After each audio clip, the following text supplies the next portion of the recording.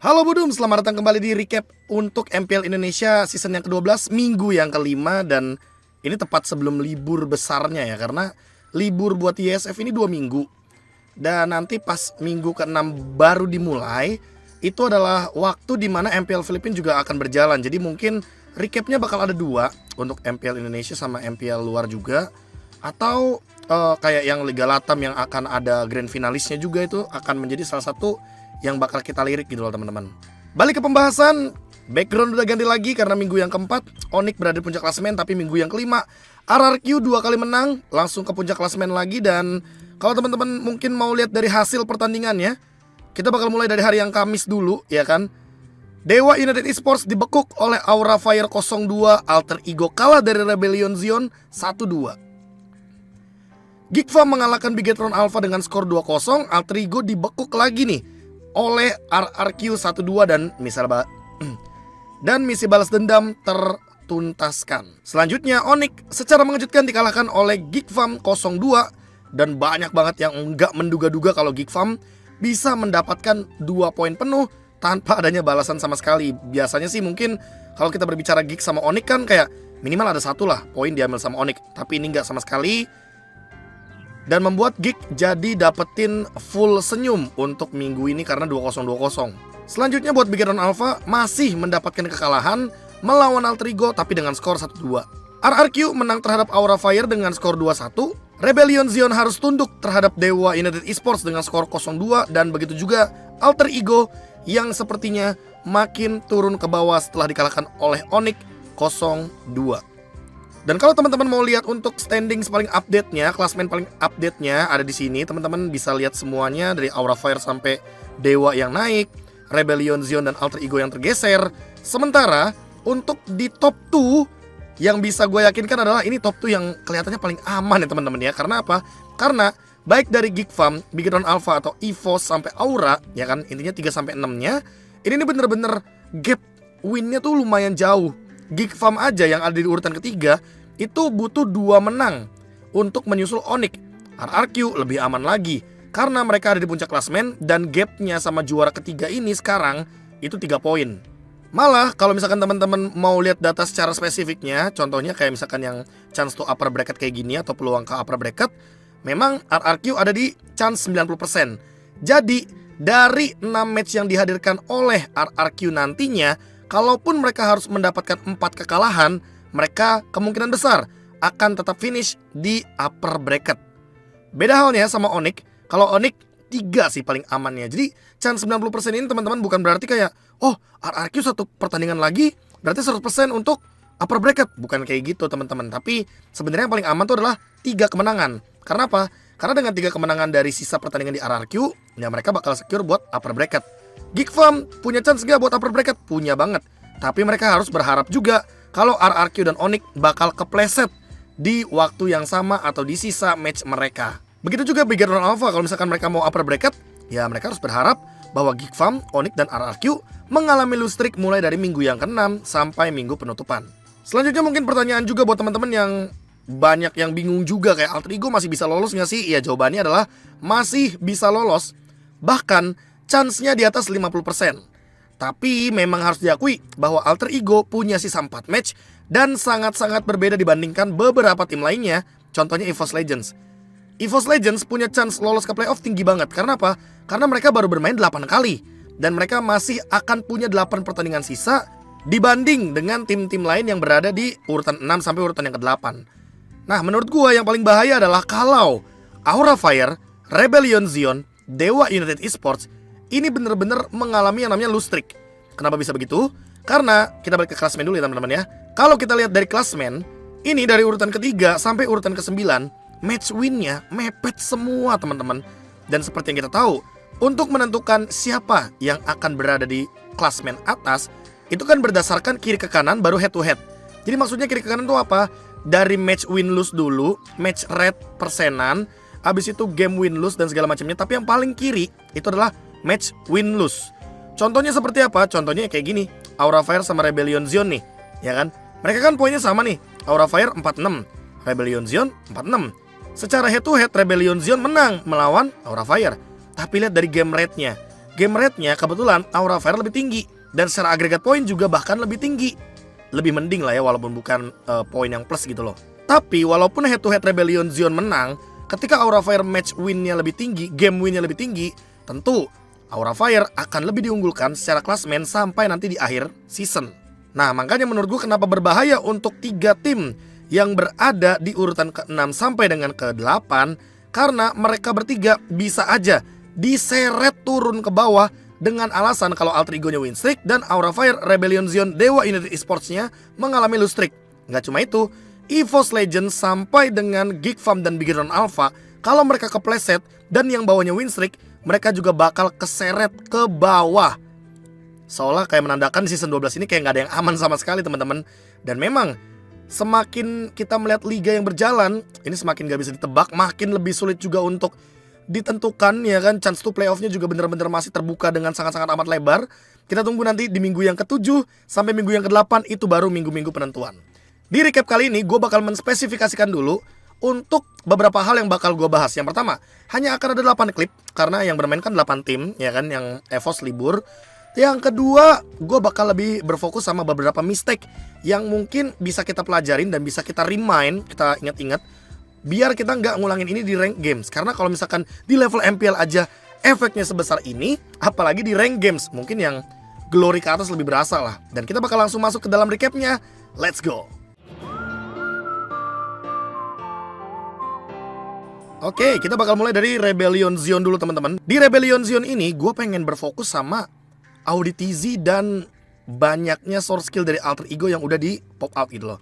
Jadi kalau misalkan kita, wah pastilah ini kalau ngomongin soal info NU ya kan, no ulti, itu tuh udah bisa dipastikan mitik honor aja udah pada punya ilmunya gitu loh. Tapi kalau kita di level kompetitif kayak posisi Pai di sini kayak buka ulti kayak begini nih, gua ngerasa ini adalah sebuah hal yang sangat-sangat beresiko tinggi. Apalagi kalau misalkan ultimate-nya tuh penting banget buat team fight. Karena kan Pai ini kan edit dan dia full stack. Ya, dia full stack.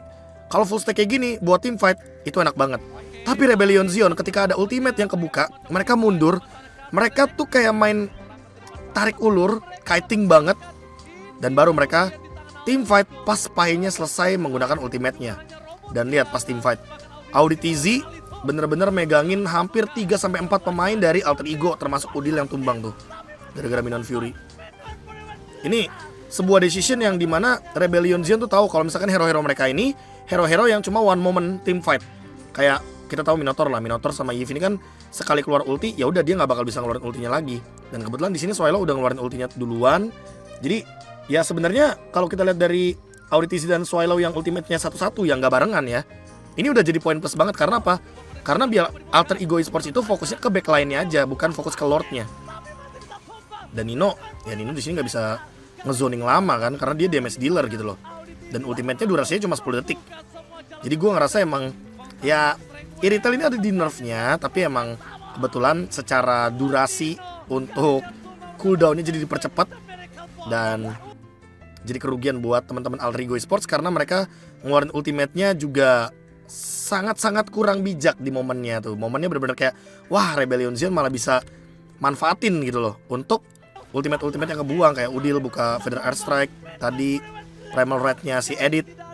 Dan kalau misalkan Edit udah gak ada ultimate ya udah gak ada yang nge-damage lagi karena Nino-nya juga udah selesai ultimate-nya. Dan itulah pentingnya ultimate apalagi di level MPL teman-teman. Sekali buka ultimate emang kadang musuh tuh udah bisa bikin move banyak gitu loh, gara-gara satu ultimate mistake kita.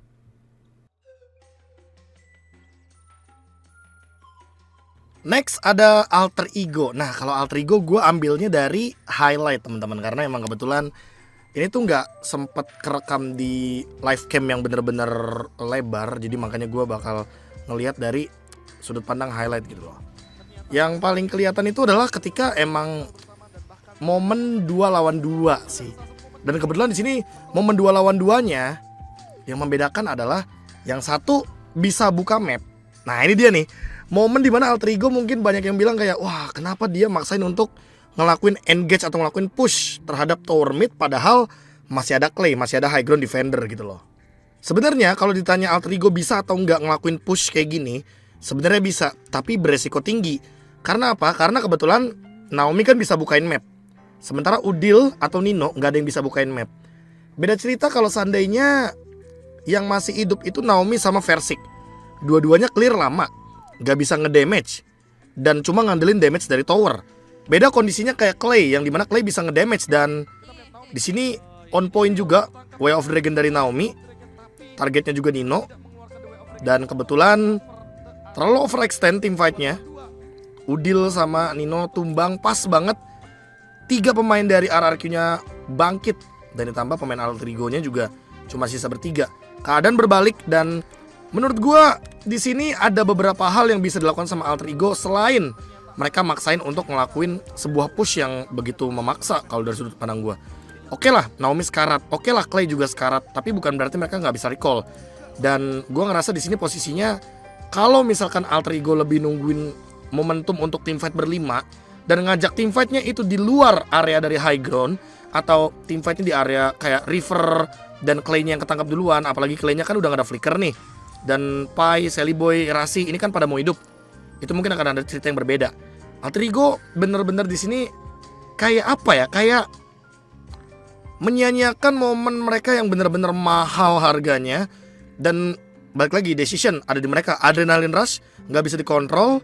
Dan dengan movement seperti ini, dengan Udil dan Nino yang ngelakuin movement kayak gini, artinya udah ada persetujuan dari 3 pemain lainnya dengan call yang sama karena 2 lawan 2. Cuma memang di posisi ini, apalagi kayak 9 detik RRQ pada mau hidup gitu kan.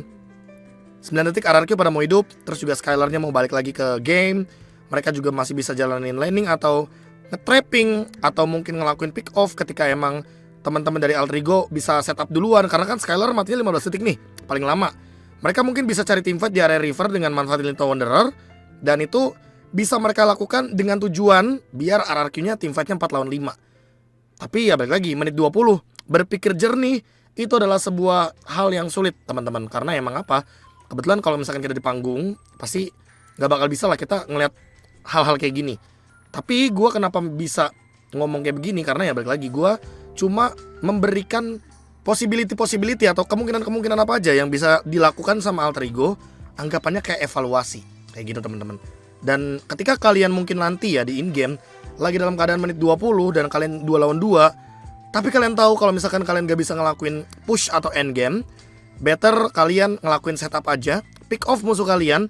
Kalau bisa pick off hero-nya sampai bener-bener pecah immortalnya atau semua source skill-nya habis, battle spell-nya habis. Biar apa? Biar kalian nanti pas team fight selanjutnya itu 5 lawan 4 dan kalian lebih unggul secara kuantitas.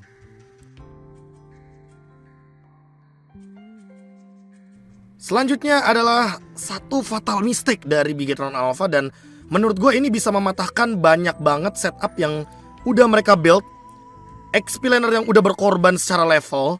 Karena apa? Karena satu gameplay yang menarik perhatian kita yaitu adalah Aulus. Aulus adalah hero yang membutuhkan banget level 12. Kenapa butuh level 12? Karena kebetulan seperti yang kita tahu, power spike dari Aulus itu ada di level 12. Dengan Aulus dapetin level 12 dan dia ambil ultimate di level 3, kampaknya bakal gede banget.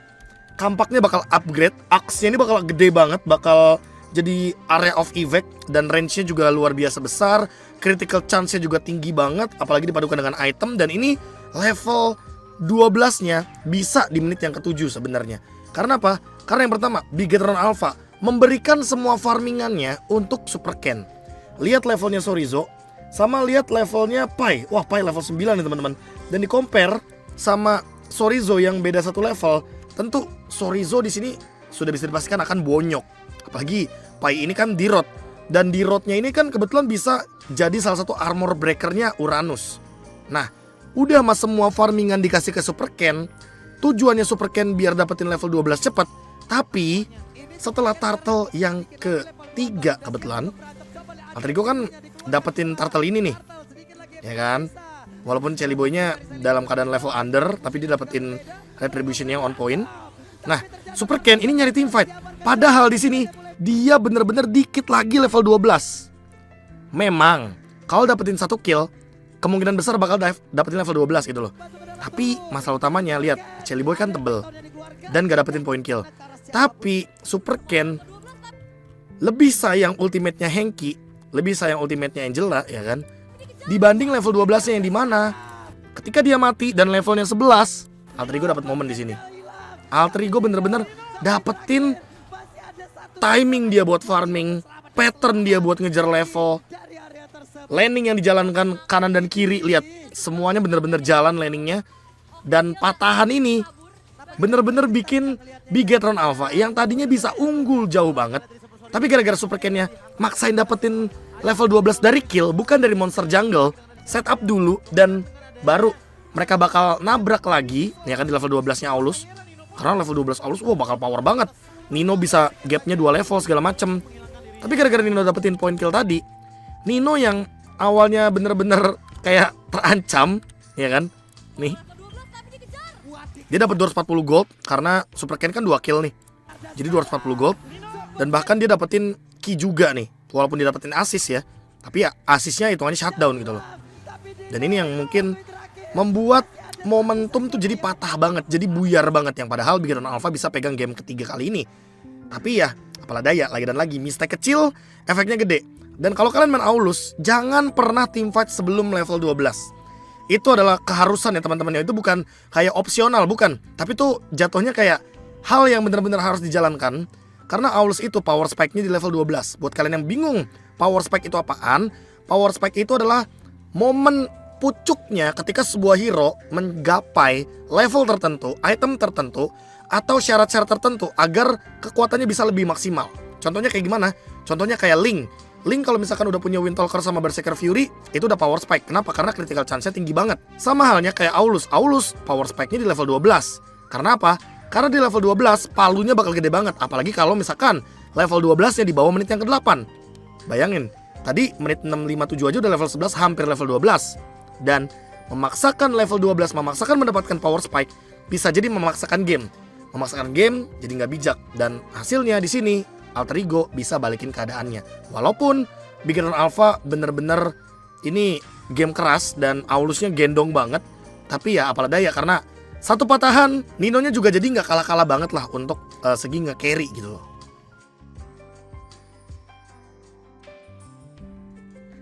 Next ada Aura Fire, dan Aura Fire ini unik loh teman-teman. Kenapa gua mungkin ngambilnya game 1 dan yang gua bahas bukan kenapa mereka bisa dapetin turtle terus snowballing terus segala macamnya, enggak.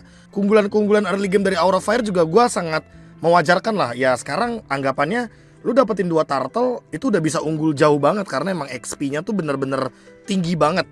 2 turtle kan sama dengan 25% gitu loh bonus EXP-nya. Tapi yang pengen gua bahas adalah cara Aura Fire ngebaca 3-man move-nya RRQ. Mereka tuh udah tahu kayaknya kalau misalkan 3-man move-nya RRQ tuh Naomi, Clay, sama Skylar.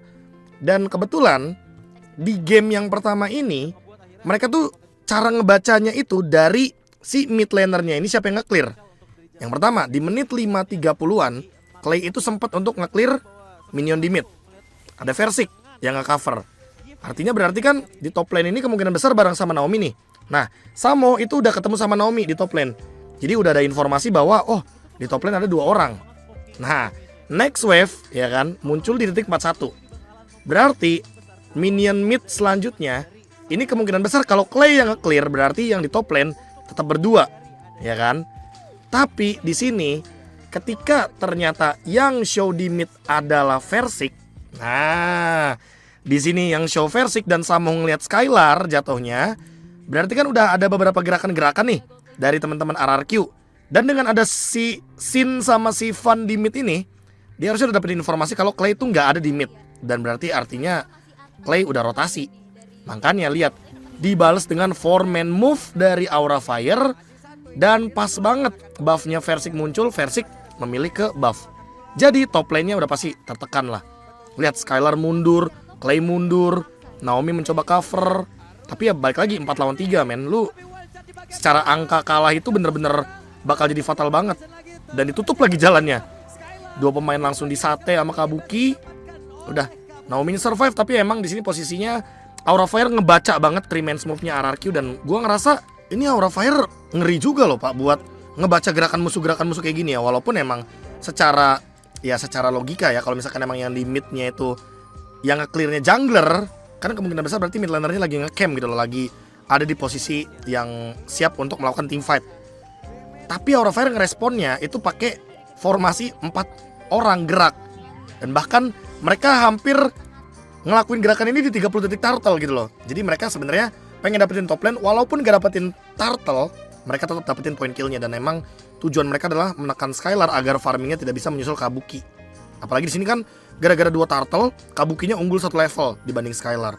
Jadi ya Aura Fire oke lah buat ngebaca rotasi. Tapi mau bagaimanapun di match ini mereka kalah sama RRQ. So ya tinggal dikembangin lagi nih Aura Fire, karena potensi mereka luar biasa loh buat baca rotasi cepat.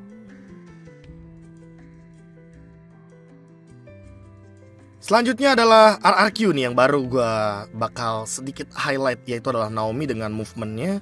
Dan gue ngerasa ini adalah movement yang udah jarang kita lihat.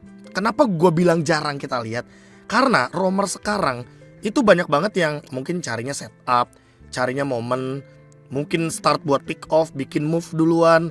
Tapi di sini kalau teman-teman lihat, Naomi pakai kufranya, pas dia udah ngelihat Skylar lagi sekarat, udah gak ada flicker juga, dia flicker conceal. Walaupun Skylarnya tumbang, tapi gue ngerasa dengan move seperti ini dan terus diulang-ulang, ya kan Naomi kan sering banget nih untuk nge-cover Skylar, dan gak cuma sekali, gak cuma di momen kayak gini, dan gak cuma di momen ini doang gitu loh menurut gue teman-teman. Tapi ya dari sini aja kita udah bisa sempat lihat kalau misalkan roamer sekarang tuh tugasnya gak cuma buat setup doang, gak cuma buat buka war doang, gak cuma buat trade kill doang, tapi ada juga yang masih mau nge-cover gold lanernya. Padahal dari dulu seperti yang kita tahu emang yang namanya gold laner itu bisa jadi tanggung jawabnya roamer.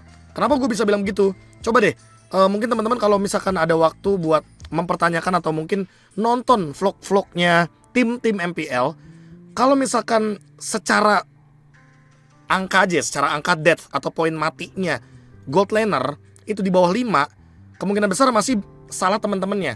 Tapi kalau gold laner mati di atas 5, itu tuh kemungkinan besar salah gold lanernya.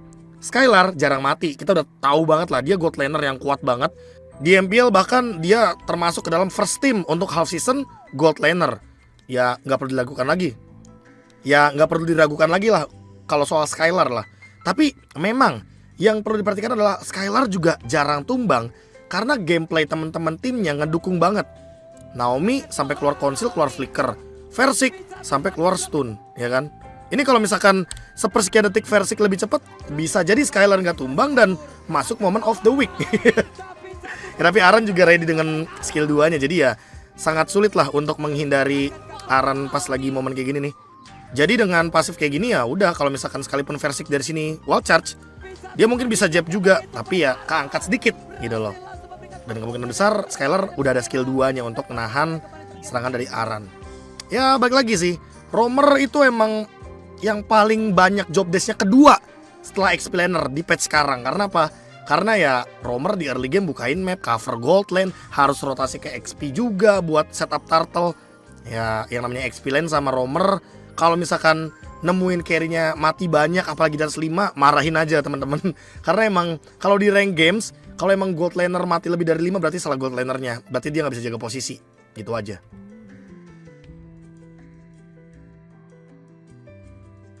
Next, Geek Farm. Dan ini gua suka banget nih karena gua sempet bahas ini di XP Lane kelas KB.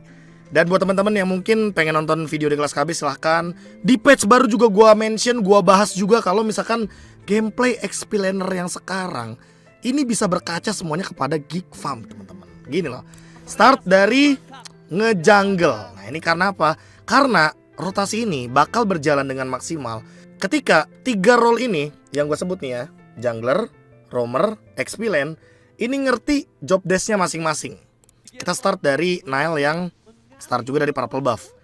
Dia start purple buff, tank jungler dengan tujuan karena dekat sama turtle. Beda sama Super Ken. Super Ken kan start dari purple buff karena dia assassin. Dia butuh banget mananya buat farming di early game. Nah kebetulan kalau kita lihat Nile, dia udah rotasi duluan ke satu monster jungle punya Bigetron dan dapat kebetulan, ya kan? Nile dapat nih. Super Ken udah kehilangan satu monster jungle. Selanjutnya, Luke udah zoning Super Ken, sehingga pas banget di sini Luke dan juga Baloiski-nya dapat lagi Kramernya, dapat dua-duanya bahkan. Kenapa gue bisa bilang dapat? Karena lihat XP-nya Super Ken, dia segitu-gitu doang XP-nya. Tuh. Tuh dia nggak dapat nge-last hit. Dia kehilangan 2 source jungle. Dan ketika di bawahnya ini didapetin sama Baleski, look. Lihat Nile-nya di mana? Nile-nya nutup buat 1 Scale Lizard di atas. Dan artinya farming pattern dari Super Ken abis di level yang ketiga. Walaupun dia dapetin double buff. Lihat. Boom, retry. Tapi stuck level 3. Karena pas Super Ken ke atas ya udah jungle monsternya habis. Nile udah tinggal rotate aja ke semua lini. Bahkan recall Super Ken-nya. Wah, lu bayangin tuh. Udah keambil banyak monster jungle, udah dibikin sekarat, dipaksa recall pula. Udah, itu plus 8 si Lancelot-nya pasti. Kenapa gue bilang plus 8? Karena dia kemungkinan besar goldnya paling sedikit, paling rendah. Karena dia nggak bisa farming di laning phase. Dia nggak bisa ngambil minion, dia cuma bisa ngambil jungle di 5 menit awal. Dan ini yang dijalankan sama Geek Farm juga waktu ketemu sama Onyx. Kebetulan Albert junglernya. Dan merasakan hal yang serupa sama Super Ken. Karena apa? Karena ya dari awal game aja udah ditabrak kayak begini. Nile dapetin banyak monster jungle, langsung dapetin turtle juga secara gratis. Karena emang mau gak mau jungler musuhnya udah pasti bakal ke-stuck di level yang ketiga. Ini rotasi yang penuh akan koordinasi.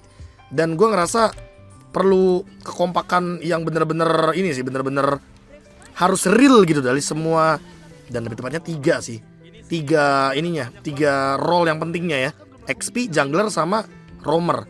Lihat Aboy datang, dia cuma skill 2 dapat last hit. Udah kayak gitu aja sih jatuhnya. Jadi ya balik lagi, 3-man move-nya Geek Farm ini lebih galak daripada RRQ sebenarnya. Cuma tujuannya untuk menekan jungler musuh. Dan ini bisa kalian gunakan di rank atau enggak? Bisa. Karena apa? Karena tujuannya jelas buat bikin jungler musuh stuck level 3. Tapi caranya bisa atau enggak di semua game? Enggak bisa. Kenapa begitu? Karena kadang ada yang XP lanernya itu di atas gitu loh. Jadi ketika mau nge-cut, dia cuma bisa dapat 1 monster jungle ini. Dan enggak di semua kondisi hal seperti ini bisa dijalankan teman-teman.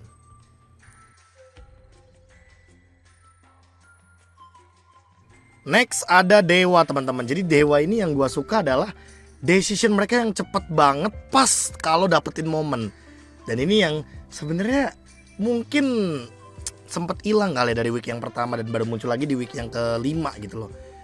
Dan week kedua sampai week kelima ini prosesnya Dewa unstable, baru muncul lagi potensinya di week yang kelima ini. Dan yang paling gua suka atau gua maksudkan tadi adalah decision ketika Watt nge-clear mid lane sendirian.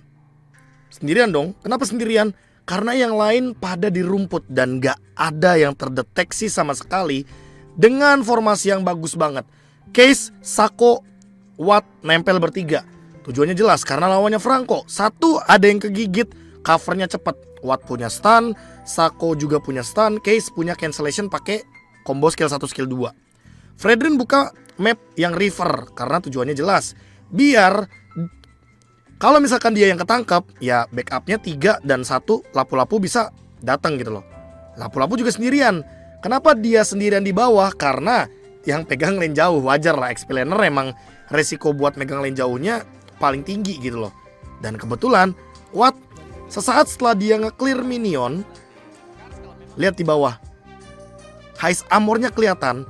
Dan respon dari Dewa cepet banget cuy. Dia langsung conceal ke bawah. Heist Armor belum selesai untuk nge-clear minionnya, Dixon udah move, Lanaya juga move bareng sama 3 pemain Dewa lainnya. Dan lihat Case langsung baca gerakannya, rumput mana yang bakal dia ganyang. Dan mereka dapetin banyak banget poin kill. Lihat, tuker 2, gak ada trade sama sekali. Kars juga gak bisa nyulik siapapun, gak ada yang bisa dipegang, ya kan? Tuh, kegeser malahan. Wah, Karsnya yang mati di sini.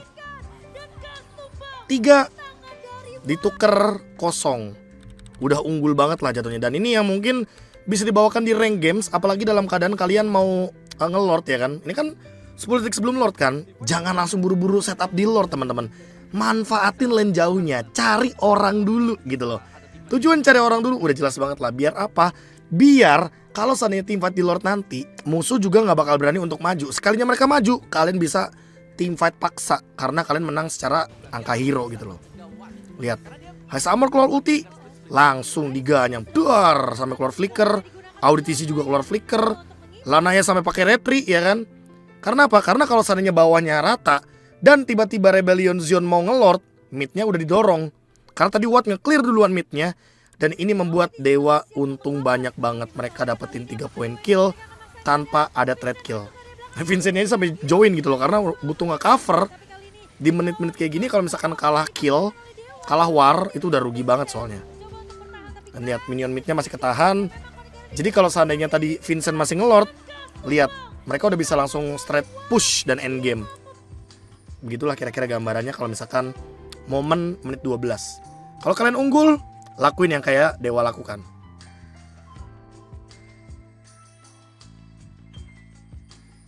Terakhir ada Onyx teman-teman. Jadi Onyx ini kebetulan manfaatin waktu yang gue bilang kayak terlalu banyak invade jungle-nya Alter Ego sih. Dan mereka nukerin satu buff dengan banyaknya poin kill. Tapi ini juga syaratnya banyak banget sih Onyx. Kenapa gue bilang syaratnya banyak banget? Karena yang pertama udah pasti kalian gak bakal bisa manfaatin rotasi ini ketika kalian solo gitu loh. Jadi buat pemain solo mungkin bisa di skip untuk kelas KB selanjutnya. Karena yang gue lihat ya, ini gameplay tim banget. Diawali gara-gara Sally Boy invade jungle orange-nya Onyx. Kairi milih buat split push. Lihat di top lane. Top lane Kairi split push, cuek lah ya anggapannya ya. Di sini Pai mati. Dan kebetulan Sally Boy jadi 1v1 sama Sans. Gilanya Sans, dia di sini malah dapetin orange buff. Ini udah rugi dong, rugi. Kenapa? Karena di top lane Kairi tuh dapetin sekitar 200-an gold lah anggap. 200-an gold di menit yang keempat masih ada plate gold shield turret ya kan. Sally Boy-nya gak dapet apa-apa. Itu udah rugi yang pertama. Sans yang dapet soalnya orange buff-nya. Oke, yang kedua, lihat ceweknya di bawah di turtle. Dia udah dapetin turtle duluan ya kan. Dia setup turtle duluan. Kairi dateng, tinggal retribution, turtle secure. Sally Boy dia nahan retribution ya, beda sama Kairi. Nah, pas udah tahu Kairi nggak punya retribution dengan informasi dari Ras dan Nino, datanglah Sally Boy dengan tujuan dia ngestop rotasi dari Kairinya karena udah nggak punya purple buff. Nah, abis dapat purple buff inilah teman-teman, baru kita akan memulai skenario permainan Onyx yang mengerikan. Karena apa? Karena kalau teman-teman lihat, semua member dari Onyx hadir semuanya di purple buff-nya Kairi. Semuanya, 5-5-nya. Dan Udil dalam keadaan yang udah sekarat, ultinya keluar buat defensif dan langsung dihajar orang-orangnya. Satu tumbang. Pai juga hilang di sini. Pai survive. Yang tumbang kalau nggak salah Sally Boy ya, apa Pai? Sama Nino pokoknya. Pai yang tumbang. 3 pokoknya trade-nya. Ini gue ngerasa ya, Onyx malah jadi untung padahal Kairinya nggak dapetin purple buff. Kenapa bisa begitu? Yang pertama, dari top lane yang gold shield turret aja mereka udah untung Kairinya. Walaupun sebenarnya Kairi nggak dapetin 2 buff, purple buff nggak ada, orange buff nggak ada, dia cuma dapetin turtle. Tapi Kairi dapetin teamfight participation dan top lane-nya bisa di push sehingga walaupun Sally Boy ambil purple buff-nya Kairinya tetap bisa farming. Dan tanpa adanya trade kill dari Alter Ego, malah jadi Alter Ego yang rugi jatuhnya. Karena mereka nukerin satu purple buff-nya Kairi buat 3 poin kill. Dan itu jadi bonusnya Onyx banget gitu loh. Udil, Pai, Nino lagi yang tumbang gold laner. Wah, itu udah bener-bener jadi keuntungannya buat Onyx banget. Dan gamenya jadi 2-0 karena Onyx snowball, hero scalingnya 2, early-nya menang. Lu bayangin, scaling itu kan late game. Hero late game menangin early game. 2 lagi hero-nya buat menangin early game-nya. Yang menandakan bahwa early game dari Onyx ya baik-baik saja. Dan late game-nya lebih baik-baik saja. Karena Link dan Wan kan hero late game. Sementara Alter Ego yang dimana notabene bawa hero early game, bawa Martis, bawa Kadita, jadi nggak berjalan maksimal gameplaynya. Dan game jadi 2-0 milik Onyx. Sebelum closing, gue juga mau ngingetin buat teman-teman bahwa minggu depan itu nggak ada MPL, ya kan? Jadi kita bakal mulai MPL Indonesia season yang ke-12 minggu yang ke-6. Ini typo ya? Ini typo ya? Ini minggu ke-6 harusnya teman-teman ya. Minggu ke-6 itu bakal dimulai dari tanggal 7 September sampai dengan 10 September 2023. Ingat ya, September. Agustus akhir bulan akan ada 2 pertandingan yang secara internasional dan juga nasionalnya. Gue bakal sebutin. Yang pertama, kalau misalkan kalian mau nonton turnamen yang nasional, itu ada Piala Presiden Esports. Dan juga banyaknya turnamen-turnamen lainnya yang bakal ada di YouTube. Nah, yang satu lagi yang internasional itu adalah ISF. Jadi ISF juga akan berlaga atau bertanding nantinya di Rumania. Dan itu kebetulan Indonesia akan bertanding. Indonesia memiliki perwakilan Big Round Alpha, ya kan. Dan timnas Indonesia akan berjuang di sana. 2 minggu MPL libur. Untuk MPL lainnya harusnya masih ada beberapa yang berjalan, ya kan. Seperti Liga Latam juga harusnya nanti akan berjalan sesaat lagi untuk finalnya di North, South sama Brazil. Jadi sebenarnya masih banyak turnamen-turnamen yang bisa kalian saksikan secara weekend. Tapi mungkin kebanyakan tim-tim luar gitu loh yang nggak join ISF. Anyway, video kali ini untuk recap udah selesai di minggu yang kelima. Sampai jumpa lagi di minggu yang keenam, berarti September ya. Jadi untuk mungkin minggu depan bakal gue isi dengan kelas KB yang ada untuk beberapa MPL belakangan, dengan tujuan melakukan sebuah rangkuman dan seperti biasa implementasinya atau outputnya adalah di rank games. Semoga kalian happy terus dengan video gue dan sampai jumpa lagi di video selanjutnya. Gue KB, mohon pamit undur diri. Jangan lupa bahagia. Dadah.